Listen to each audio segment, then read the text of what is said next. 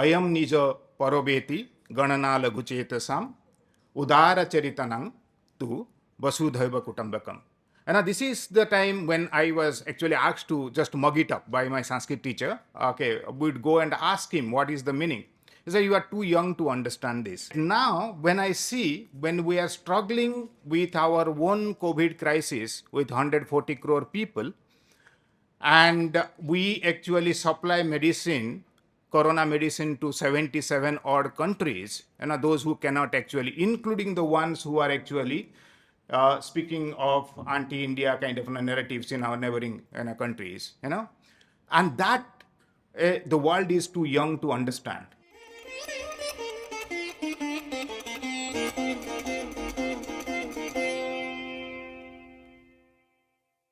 What I'll be speaking today is something very specific, that is on Vasudhaiva Kutumbakam, a civilizational value that is shaping our kind of standing at the global stage.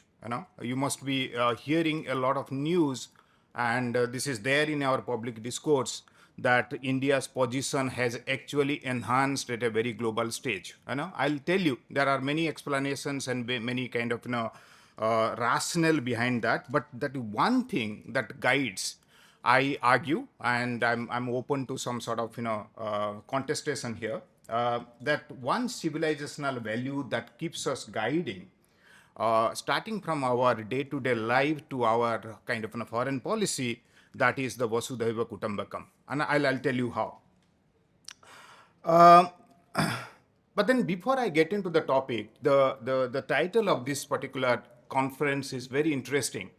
And this is where one also comes to a kind of, interrogating the title, that bridging the gap between ancient wisdom and the modern technology. I must tell you that the very belief that the ancient wisdom is devoid of modernity is necessarily a Western understanding, right?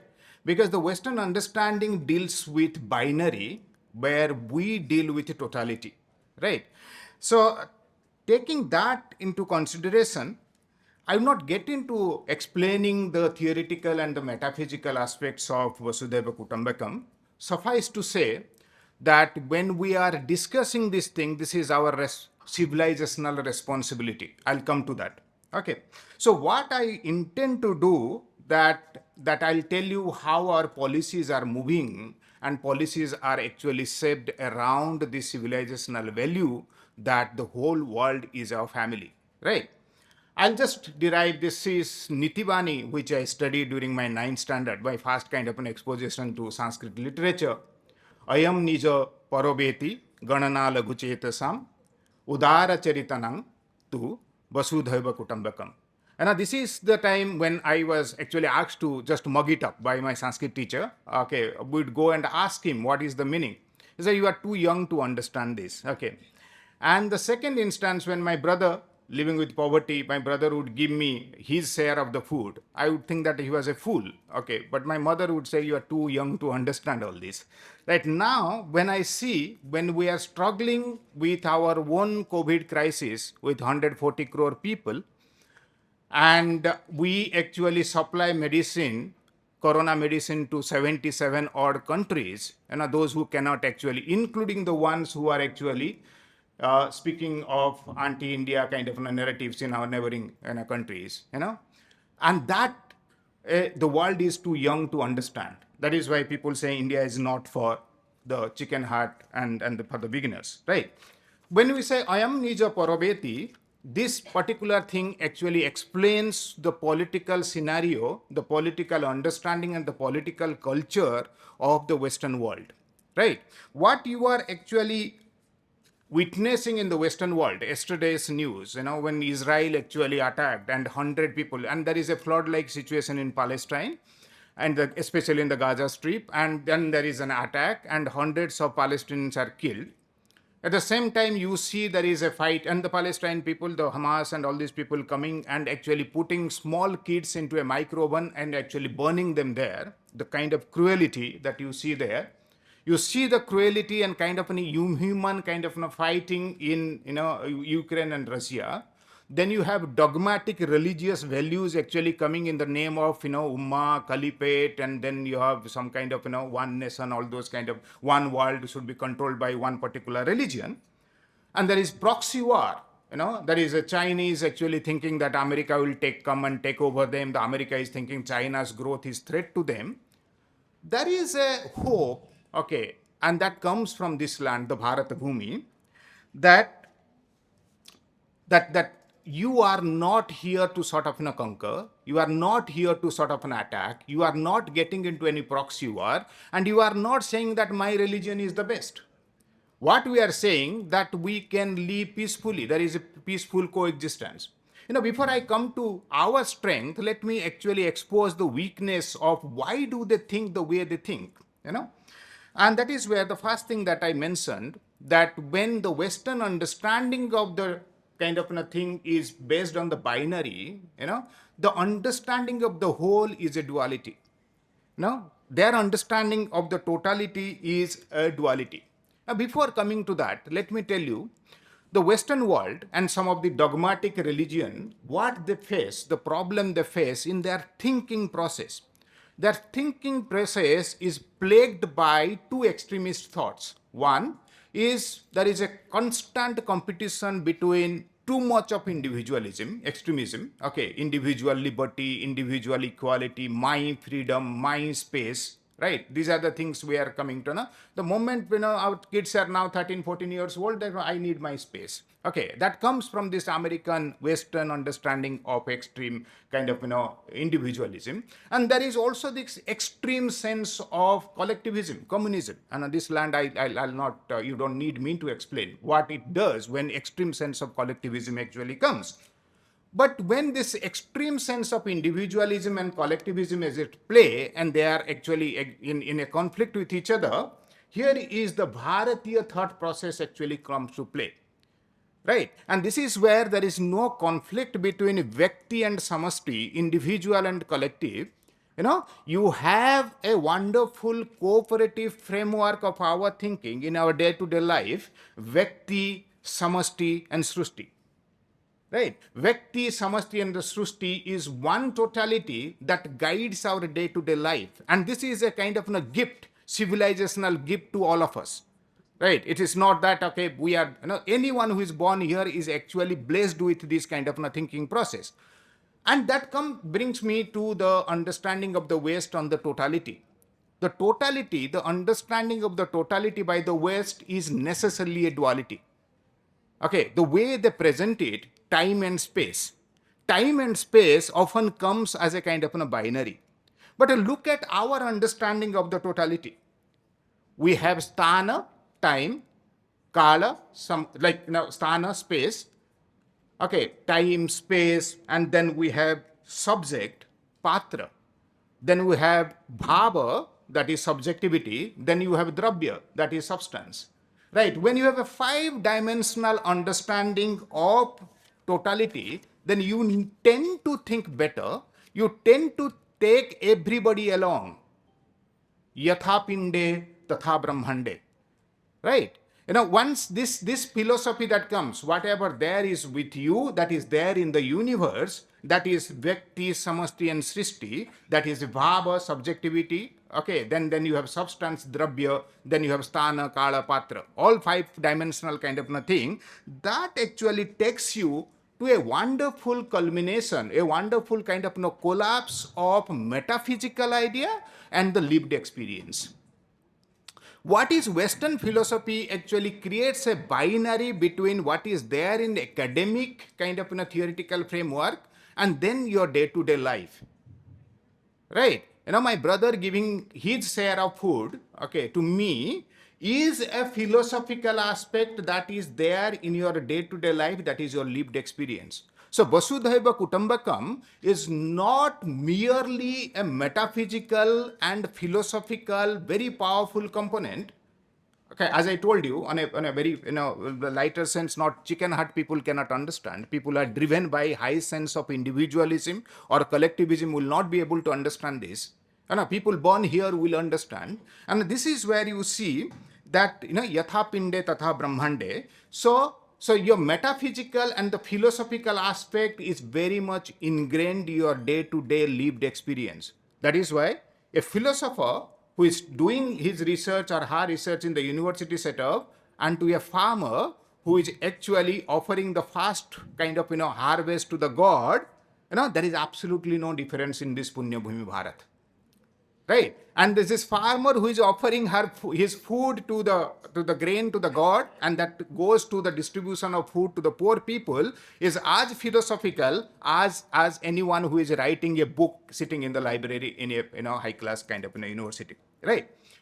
Coming to the Vasudhaiva Kutumbakam as our strategic kind of policy, that we have borrowed or we have used our age-old kind of civilizational value. The G20 presidency, when it came to India, right? Before that, some Indonesia was in charge of that, and when it came, and it was just a ritualistic affair, right? No other country with G20 presidency kind of exploited this opportunity the way we did.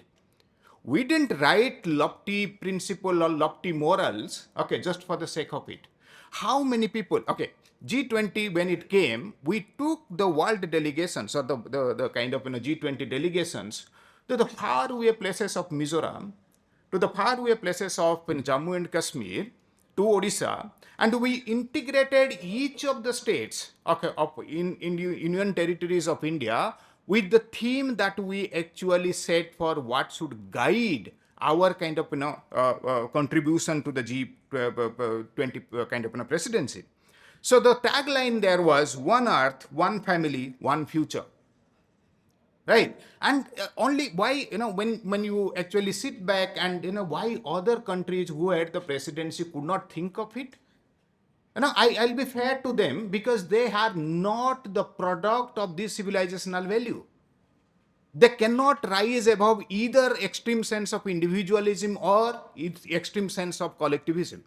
They cannot see that within a good society, a good individual emerges, a good and bunch of good individuals come and they actually contribute and they form a very good society, and that is where you need to have a wonderful nature, free from pollution, free from devastation, free from all sorts of kind of malfunctioning, that actually constitute a good individual and a good society. The principle of oceanic circle, Gandhi. When people asked, is it your own? No, Gandhi said, no, I actually borrowed it from my civilization. This is not my own. Right? And this is where, what are the important things actually we wrote in our principles in G20, that the importance of common humanity. My debate with many of the other kind of religious leaders, when I work on religious fundamentalism and national security, when I said such and such kind of religious books are for one particular religion. Tell me where Veda is for humankind. The fundamental difference one has to actually appreciate, one has to actually, identify and make it very precise. This is for the, humanity, that is for the entire mankind. It is not merely for Hindus, right? So importance of common humanity, from the Vedic principles to the G20 presidency, there is a continuity. And that makes us a very rich civilizational kind of people. Shared development goals and international peace. Okay, and then I'll just tell you a few, three more important things, then I'll stop. One is the fifth largest economy. That doesn't matter to me. Okay, that doesn't matter to me. But what matters to me is when India becomes fifth largest economy, no other country is feeling insecure. That is important to me. Okay, when India is becoming third, second, or the greatest economy, no other country is actually in conflict with our interest. Well, other countries are driven by the narrow national interest. Our national interest actually comes and converges with others' interest. Right? And this is where our nationalism is a beautiful sight where it blends with universalism. Right? And this is where we becoming the largest economy in the world is a gift to the humanity. When we produced medicine, 77 poor countries got corona vaccine, okay, free of cost. And that is where we come, and this is important for the humankind. It's not a kind of chest thumping thing that, okay, we became the largest economy. We became largest economy to save the humanity. Right? And when people say that you are also nationalism and all that, the Hindutva nationalism doesn't come in conflict with others' nationalism. Okay, two more important things. So what we have practiced, the corona vaccine thing that I told you, let me tell you two important things. The Turkish Prime Minister said few things against us, right? No? When there was a devastating earthquake in Turkey, who was the first country to reach there with relief material? You see the YouTube videos when our doctors were leaving, our NDRF team and the SDRF team were leaving, the Turkish common people were in tears. Saying goodbye. But for our kind of an intervention, the devastation would have been more, the loss of life would have been more. That is one thing. The second thing is like when the Gaza strike happened, the Israel and Palestine kind of a conflict. Okay, after the UN entered into the Gaza Strip, we are the ones who actually entered there with relief material. We are not against any particular religion. We are for the humanity, right? Recently, you saw there is a regime change in Bangladesh, right? Before that, during Corona time, we gifted 1,000 odd ambulances to Bangladesh. Okay, before coming to the Bangladesh, let me take you to Afghanistan. When Afghanistan was devastated by counter-terrorism, terrorism, and all those things, the Indira Gandhi centers all over. The entire road construction were done by India. The health thing was, is there, or the health kind of thing was given to them. 1 minute, okay. And also now in Bangladesh, the anti-India slogans are a commonality, it's a everyday thing in Bangladesh right now, right? Okay, December 31st was one good example, right? So, but then when they came, okay, I told them the development of Bangladesh is from basket case to a bowl case. They came with a begging bowl. We supplied kind of rice in the subsidized price to Bangladesh. That is our humanity, right? So, and people also say these days international relations driven by the American kind of thing that India is doing for its own national interest. I would request all of you to see the kind of relationship we have with the Southeast Asia. So to conclude, I'll say that such topics, such discussions are needed because doing this, we actually discharge our civilizational values. Thank you all.